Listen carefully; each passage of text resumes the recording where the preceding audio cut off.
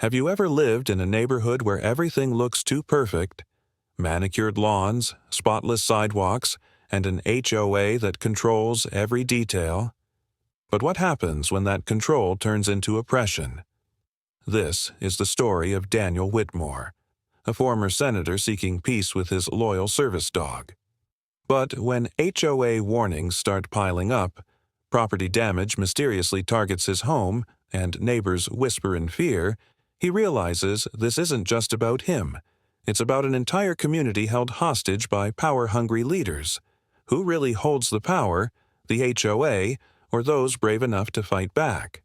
If you've ever battled an HOA like this, share your story in the comments. Don't forget to subscribe for more gripping stories. I never imagined that my biggest battle wouldn't be in the halls of Congress, debating policies, but right here, in my own front yard. My name is Daniel Whitmore, and after nearly 2 decades as a senator, I thought I had seen every type of political fight. But nothing in my years of public service prepared me for what I was about to face. After retiring from office, I wanted a fresh start, somewhere peaceful, away from the noise and power struggles of Washington, D.C. That's why I bought a house in Willow Creek, a picturesque suburban neighborhood just outside of Denver, Colorado.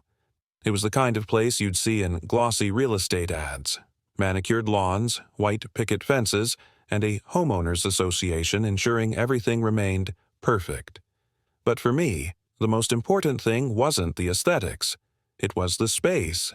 Space for Duke, my service dog, to finally have a home where he could roam freely. Duke wasn't just a pet. He had saved my life more times than I could count. After years serving overseas, I returned with scars that weren't visible: PTSD, anxiety, and a lingering leg injury that made movement difficult on certain days. Duke had been trained to help me manage all of it. He could sense an anxiety attack before it hit, steady my balance when my leg gave out, and provide comfort when the memories got too strong. He was my constant, my lifeline, and the only reason I was even able to move forward. For the first few weeks, Willow Creek seemed like the perfect place to start over. I kept to myself, working remotely as a consultant on housing policy reforms, staying in touch with old colleagues in Washington but enjoying the slower pace of life. The neighbors were friendly but distant. A polite wave here, a nod there. It was exactly what I wanted. Then, one morning, everything changed. A pink slip of paper was taped to my door. HOA violation. Unauthorized pet. I stared at it for a moment before letting out a short, dry laugh. Clearly, someone hadn't done their homework on Federal Service animal protections. I pulled out my phone to take a picture, shaking my head, when I heard a sharp voice behind me. "You must be the new neighbor breaking our rules." I turned around and saw her, Lisa HOA, president of the Willow Creek Homeowners Association. She looked exactly how I imagined an HOA president would: a crisp, white blazer, a clipboard clutched tightly to her chest, and a cold, practiced smile that didn't quite reach her eyes. "Excuse me?" I asked, keeping my voice even. "You have an unauthorized dog," she said, nodding at Duke like he was some kind of stray. Duke, ever the professional, sat perfectly still beside me, his deep brown eyes watching her carefully. "Duke is my service dog," I explained, keeping my tone calm but firm. "He is protected under federal law. I have all the necessary paperwork if you'd like to see it." She didn't even glance at the folder I pulled from my pocket. "We don't allow large dogs here," she said instead. "They bring down property values." I took a slow breath, my patience thinning. "Federal law overrides HOA policies," I reminded her. "Duke is a trained medical service animal, not a pet. You can't—" "Well," she interrupted, "we'll see about that." She snapped a picture of my house, my lawn, and Duke, then turned on her heel and walked away. I watched her go, my grip tightening on Duke's leash. That night, I couldn't sleep. Duke sensed my unease, lying closer than usual. I had faced some of the most powerful politicians in the country, lobbied for veterans' rights, negotiated billion-dollar policies, even stood toe-to-toe with the president himself. But something about this felt different. It wasn't just about the law. It was personal, and I had the sinking feeling that this was just the beginning. The next morning, I stepped outside to find "violation" spray-painted in bright red across my garden fence. My security cameras caught Lisa directing a man, one of the HOA enforcers, to do it at 6 a.m., just before sunrise. The paint was still wet when I touched it. Duke sniffed at the ground, his paw prints tracking red across the sidewalk, exactly what they wanted. I clenched my fists, forcing myself to stay calm. Later that afternoon, a knock at my door. I opened it to find Ronald Benson, the HOA's lawyer, standing on my porch, holding a thick folder of complaints. "Mr. Whitmore," he began, his voice overly polite, "we pride ourselves on maintaining high community standards. Perhaps you'd be more comfortable in another neighborhood." Duke pressed against my leg, a subtle reminder to stay grounded, and that's when I noticed Lisa standing behind him, her phone raised, recording. They wanted me to lose my temper. They wanted me to snap, to give them justification for what they were about to do next. They had no idea who they were dealing with. "Thank you for your concern," I said, keeping my voice measured as I took the folder. "I'll review these complaints carefully." Then I paused, just long enough to let them feel it. "By the way," I added, glancing at Lisa, "does the HOA have insurance for federal housing law violations?" Her smug expression faltered for just a split second. I had her. As I closed the door, I heard whispering from the other side. Duke looked up at me, ears perked, alert. I scratched behind his ears. "Don't worry, buddy," I murmured. "They have no idea what's coming." That night, more neighbors started reporting mysterious property damage. Fence slats ripped off, broken flower pots, scratched-up cars, and every single incident? All homes near mine. I watched from my window as Lisa and Ronald walked through the neighborhood, pointing at houses, taking pictures. They were building a case, a false case, and if I didn't stop them, they were going to push me out, one way or another. I opened my laptop and pulled up Willow Creek HOA's official bylaws. I scrolled through page after page of fine print, and then I found it. Nowhere, not once, was there a single mention of service animals. They had never even considered it. I leaned back in my chair, exhaling slowly. This wasn't just about Duke anymore.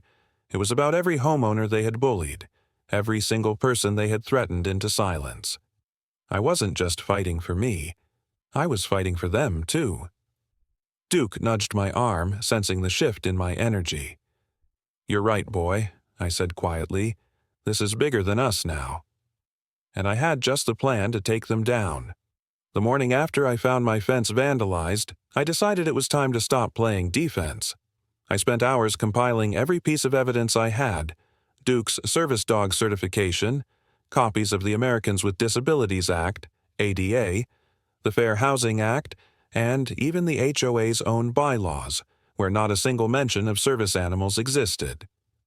If Lisa Hoa and her board wanted a fight over policies, I was more than ready. But this wasn't just about paperwork anymore. The attack on my property meant they were willing to escalate, and I had a feeling it was only going to get worse. That afternoon, flyers appeared in every mailbox in the neighborhood. At first glance, they looked like a typical HOA announcement: official font, HOA letterhead, the whole thing. But when I read the bold title at the top, my stomach clenched. "A threat to our community." Beneath it was a grainy, altered photo of Duke, his mouth slightly open as if yawning, but the contrast had been adjusted, making his teeth look like he was snarling. The caption underneath: "Aggressive dog spotted in Willow Creek. Beware." My blood boiled as I clenched the paper in my hands. This wasn't just an attempt to intimidate me. This was a full-blown character assassination against both me and Duke. The false accusations kept coming. The next day, I received a formal complaint from the HOA stating that my yard had become a sanitation issue due to excessive dog waste. It was absurd. Duke was fully trained, and I always cleaned up after him. But the security cameras told me everything I needed to know. Greg Harrison's teenage son sneaking onto my property at 2 a.m., scattering dog waste around my yard. The HOA was building a case, trying to create the illusion of a problem that didn't exist.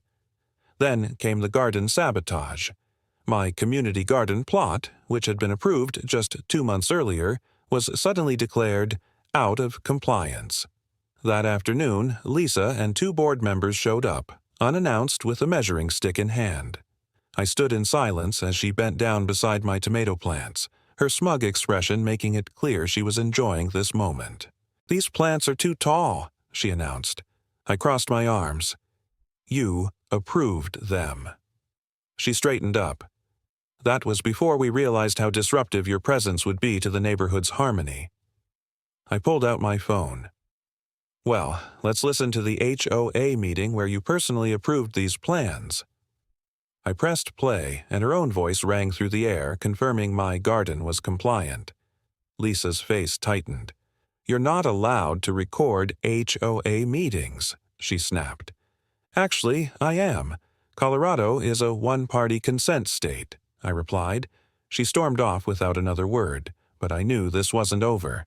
That night, as I was making dinner, Duke suddenly sprang up and bolted to the back door, barking fiercely. His body was rigid, ears perked, nose pressed against the glass. My heart pounded as I rushed outside, only to be hit with the overwhelming smell of chemicals. I scanned the garden. My plants were wilting, leaves turning brown, vines curling inward. Someone had doused them with industrial-strength weed killer. I yanked my phone from my pocket and checked the security footage. Ronald Benson, the HOA's lawyer, had snuck onto my property just an hour earlier. I clenched my jaw as I watched the footage, my blood running cold. This wasn't just about Duke anymore. This was about power, about control. I called the police. Officer Sarah Coleman arrived within 20 minutes, taking photos and scribbling notes in her pad.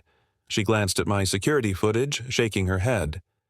"We've had complaints about this HOA before," she muttered. "You should be careful. They don't like losing." I looked down at Duke, who stood protectively beside me, his posture tense. I had a feeling he sensed something I couldn't. The next morning, Lisa called for an emergency HOA meeting. From my office window, I watched as neighbors gathered in her house. Some looked uncomfortable, others eager for drama. Mrs. Jackson, the elderly woman across the street, hesitated before slipping a folded note into my mailbox as she passed. Once the crowd had cleared, I retrieved the note and unfolded it carefully. "They're planning something big. Be careful." I clenched my jaw, feeling a slow burn in my chest. I sent clips from my security cameras to an old journalist friend at the Denver Post. Not for publication, just for insurance. Then I opened my laptop, pulled out my congressional letterhead, and started drafting something else. A formal complaint to the U.S. Department of Housing and Urban Development. They wanted a fight. They just got one. That evening, as I was reviewing security footage for anything I might have missed, I heard a loud crack. Glass shattered. I jumped to my feet and ran into the living room. My front window was broken, shards scattered across the floor. Duke growled low in his throat, eyes locked on the street. I turned toward the sound of footsteps retreating. Standing under the glow of the street lamp was Greg Harrison's teenage son, his face pale, his mother's hand gripping his shoulder, forcing him to throw another rock. Another neighbor stood on their porch, phone in hand, recording everything, but no one dared to step in. Duke was shaking under my desk, his body trembling from the noise. My heart twisted. They weren't just trying to push me out anymore. They wanted to break me. I took a deep breath and reached for my phone. Tomorrow's HOA meeting? They weren't ready for who was walking through that door. The morning of the HOA meeting, I woke up early.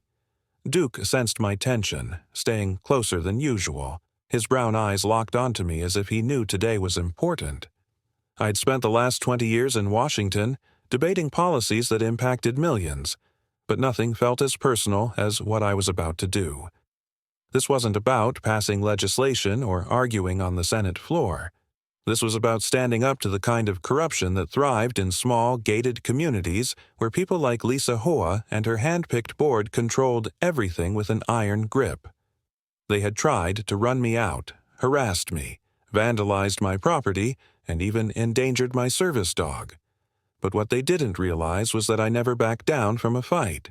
By the time I arrived at the Willow Creek Community Center, the parking lot was already full. The entire neighborhood had turned out, some residents curious, others angry, a few whispering nervously as I walked past.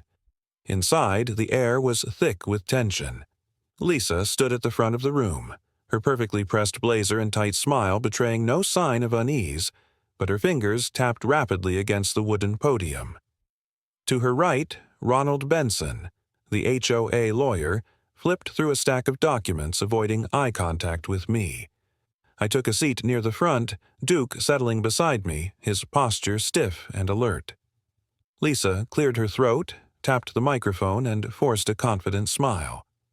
"We are gathered here today to discuss serious concerns about the state of our community. Willow Creek has always been known for its high standards, but unfortunately, recent events have threatened our reputation. We are dealing with unregistered animals, sanitation violations, and ongoing disruptions to our peaceful way of life." I stood up, my voice cutting through the room. "Are we really pretending this is about sanitation?" A murmur spread through the crowd. Lisa's eyes narrowed, her grip tightening on the podium. "Mr. Whitmore, this is a formal meeting. If you wish to speak, you will have to wait your turn." I stepped forward, pulling out a stack of documents from my bag. "I've come prepared," I said, my voice steady but firm, "because I knew this wasn't about enforcing rules. It's about a coordinated attack against me and my service animal." I walked to the podium and handed the first document to the board. "This is Duke's service dog certification. He is protected under federal law. This is a copy of the Americans with Disabilities Act, which clearly states that HOAs cannot discriminate against service animals." I slid another page onto the table. "This is a formal complaint I have filed with the U.S. Department of Housing and Urban Development, detailing multiple violations of the Fair Housing Act committed by this HOA." I pulled out a flash drive, and this contains video evidence of harassment, vandalism, and targeted attacks against my property by members of this very board. The room fell into absolute silence. Lisa's smile was gone now, her lips pressed into a thin line. "This is ridiculous," she snapped, her voice sharper than before. "We are simply enforcing our community policies, as we have always done." I turned to face the room, letting my eyes scan over the crowd. "Is that so? Then perhaps you can explain why my security cameras recorded Ronald Benson sneaking onto my property and poisoning my garden, or why fake HOA violation letters were placed on my door, citing rules that don't even exist. Or maybe you can tell us why last night my front window was shattered by one of your supporters." Gasps echoed through the room. Lisa opened her mouth, but no words came out. From the back of the room, Mrs. Jackson, my elderly neighbor, stood up, holding a worn-out notebook. Her voice was quiet but firm. "I've lived here for 26 years, she said, "and I've watched the HOA bully people out of their homes for just as long, raising fees on the elderly until they couldn't afford to stay, fining families for having too many children playing outside, punishing anyone who didn't fit their standards." Another neighbor stood up, a younger man holding his phone in the air. "I have security footage of Lisa trespassing onto my property last week. I thought I was the only one being targeted, but now I see it's all connected." A woman near the side of the room stood up next. "They fined me $500 for planting sunflowers in my own yard." The room erupted into chaos. Voices overlapped, accusations flew. The entire structure Lisa had built over the years was starting to collapse, brick by brick. She turned to Ronald, whispering something frantically, but he just shook his head, his face pale. He knew what I knew. This was the beginning of the end. Then the doors at the back of the hall swung open. 2 uniformed officers stepped inside. Lisa's face drained of color. Lisa Hoa. One of the officers stepped forward holding a warrant in his hand. We need to speak with you regarding multiple reports of harassment, discrimination, and property damage. The room went completely silent. Ronald stood up quickly. This is outrageous. You have no proof. Actually, we do, the officer said. Mr. Whitmore and several other residents provided security footage, statements, and documentation that the district attorney found very compelling. After reviewing the evidence, an official investigation into Willow Creek's HOA board has been opened. Lisa took a step back, shaking her head. This is a mistake. You can explain it downtown, the officer said. Please come with us. As the officers escorted Lisa out, her carefully crafted empire crumbled around her. Neighbors whispered, some stared, others looked relieved. A few even started clapping. The woman who had controlled this neighborhood for years with fear, fines, and threats was just another suspect in a growing case. I turned to the remaining board members. You're welcome to fight over the scraps, but I think you know what happens next. One by one, they started resigning. By the end of the meeting, Lisa was gone, Ronald had disappeared, and the HOA was in absolute ruins. Outside, as people spilled into the parking lot, something happened I didn't expect. Neighbors approached me.